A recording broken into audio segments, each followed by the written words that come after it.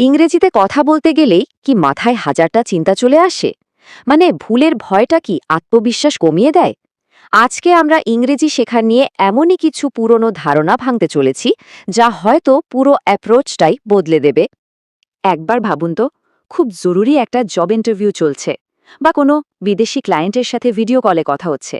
মাথায় দারুণ সব আইডিয়া, কিন্তু মুখ খুলতে গেলেই এই একটা প্রশ্ন: আমার গ্রামার কি ঠিক হচ্ছে? ব্যাস, সব থেমে গেল।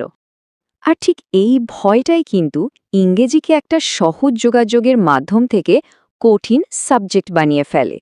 কিন্তু সত্যি কথা বলতে কি, এর চেয়েও অনেক সহজ আর কার্যকর একটা রাস্তা আছে। চলুন আজ সেই রাস্তাটাই খুঁজে বের করা যাক।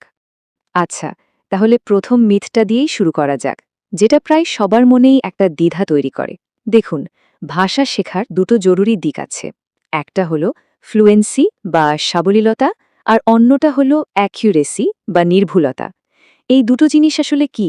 যারা শুরুতেই শুধু গ্রামারের ভুলের কথা অতিরিক্ত চিন্তা করেন, তাদের কথা বলার গতি স্বাভাবিকভাবেই কমে যায়।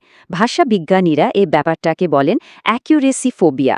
এর ফলে হয় কি, কথা বলার সময় আত্মবিশ্বাসটাই হারিয়ে যায়। এই কথাটা কিন্তু খুবই গুরুত্বপূর্ণ। এটা আমাদের মনে করিয়ে দেয় যে যোগাযোগের আসল উদ্দেশ্য হল নিজের ভাবনাটা অন্যের কাছে পৌঁছে দেওয়া, একেবারে নিখুঁত হওয়া নয়।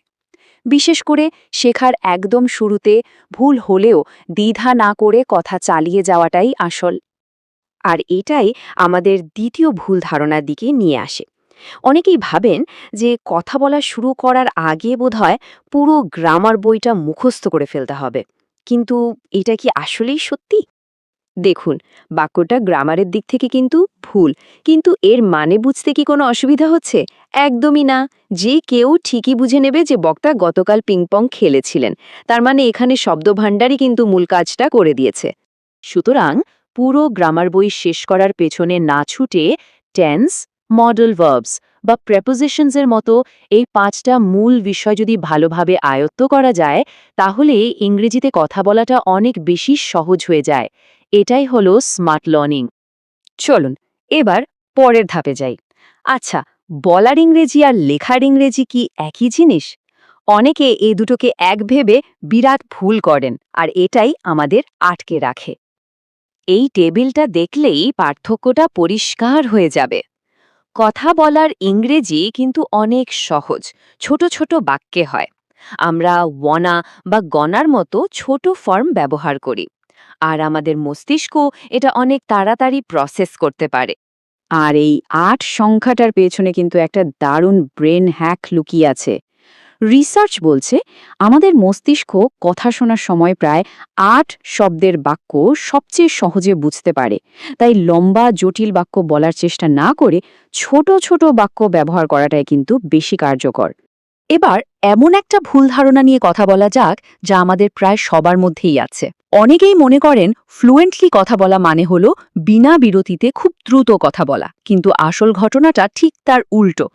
যারা দক্ষ বক্তা, তারা কিন্তু তাড়াহুড়ো করেন না। তারা বাক্যকে ছোট ছোট অংশে ভাগ করে নেন, যেগুলোকে বলে থট গ্রুপস। এতে কি হয়?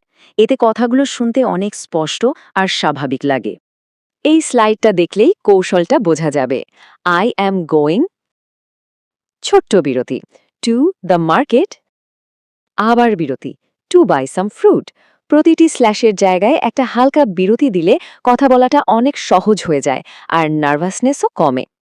একটা জিনিস মনে রাখা দরকার, কথা বলার মাঝে ওয়েল বা লেট মি সি এর মতো ফিলার ব্যবহার করাটা কিন্তু কোনো দুর্বলতা নয়, বরং এটা একটা কৌশল, যা আমাদের ভাবনাগুলোকে গুছিয়ে নিতে সাহায্য করে আর কথা বলাটাকে আরও স্বাভাবিক করে তোলে। তাহলে এই সব টিপসগুলোকে বাস্তবে কাজে লাগানো যাবে কিভাবে?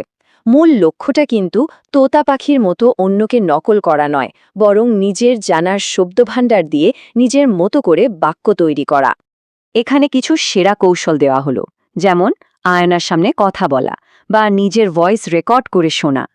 এই ছোট ছোট অভ্যাসগুলোই কিন্তু আমাদের থিওরি থেকে বাস্তবে নিয়ে আসবে আর আত্মবিশ্বাস বাড়াতে দারুণভাবে সাহায্য করবে।